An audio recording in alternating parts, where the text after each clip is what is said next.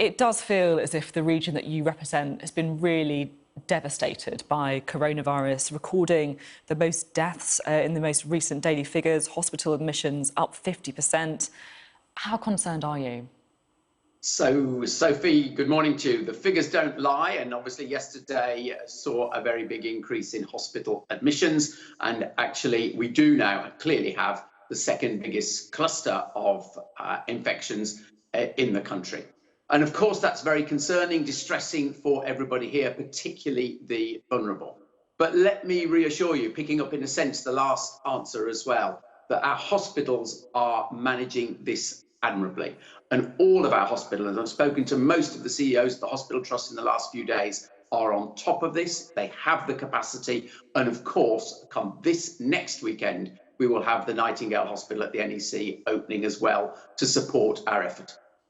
That's interesting that you say that the hospitals have got the capacity at the minute, because of course we are hearing stories of lack of protective equipment, about question marks over ventilators. Are you saying that the West Midlands has got what it needs?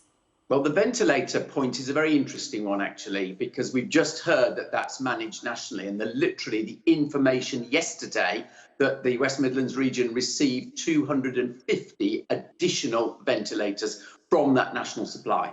So actually, I have confidence that it was looked at, the decision to allocate was put to here, because we do have this rapidly increasing position at the moment. So yes, we have that capacity that we need. And of course, the whole thinking has been that the Nightingale Hospital would come on stream when that capacity gets challenged. Whether it'll be exactly at the right point remains to be seen. But the planning is absolutely for that to come on stream next weekend, which should be exactly the right timing.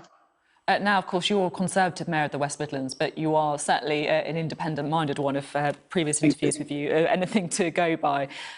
What's your take on how the government's handled the crisis? My take would be that they have been very decisive, particularly in the economic area that we might explore. And my take is also that their determination to impose the lockdown has been united, actually. Let's not be naive. There have been some challenges, the challenges over testing, the challenges over PPE, but we've heard from Matt Hancock an absolute determination to deal with both of them. And again, just on another piece of regional evidence, tomorrow we open our drive-through testing facility here at the Edgbaston Cricket Ground. So again, there's evidence that what is said by Matt actually follows through onto the ground.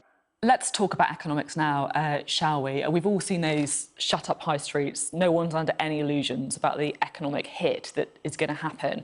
You were the boss of John Lewis during the last major economic crisis, 2008. Do you think this is going to be worse?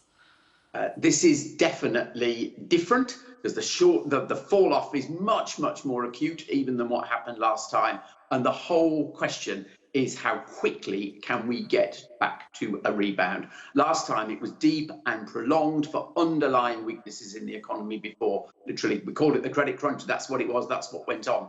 This time, if we get this right, hopefully we will be able to bounce back much more quickly, because the underlying strength of the economy was better as we went into it. And that's why what the Chancellor has done is taken steps to what you might call hibernate some parts of the economy, so they will be able to come back. And it's all about how quickly that happens. And that's why, even when we're talking about economics, we swing back to how much the population observe the guidelines and get us through this together.